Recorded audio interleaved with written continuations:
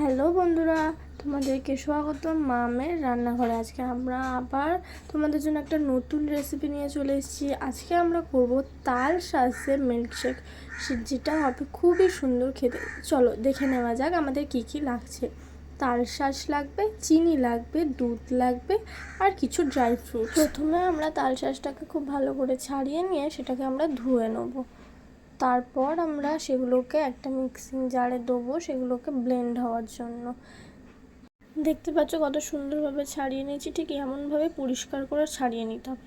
তারপর একটা মিক্সিং জারে সব তাল শাঁসগুলোকে দিয়ে সেটার মধ্যে কিছুটা চিনি, পরিমাণ অনুযায়ী চিনি দেবেন, আপনাদের যেটা সুবিধা হয়।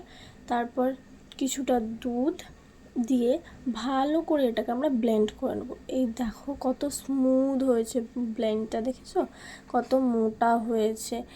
একটা কাঁচের গ্লাস নিয়ে সেটাকে আমরা খুব ভালোভাবে চকলেট সিরাপ দিয়ে আমরা আগে সেটাকে তৈরি করে নেবো। তারপর এর মধ্যে আমরা দিয়ে দেবো চিয়া সিডস, যেটা আমরা আগের দিন রাত্রিবেলা ভিজিয়ে রেখেছিলাম, সেটাকে এবার আমরা এর মধ্যে দিয়ে দেবো। তারপর আমরা দিয়ে দেবো সেই মিক্সিং করেছিলাম যে জিনিসটাকে, সেই তাল শাঁসের যে মিক্সিংটা করেছিলাম ওটা আমরা দিয়ে দেবো এবারে। তারপরে ওপর দিয়ে আমরা দেবো কিছু ড্রাই ফ্রুটস।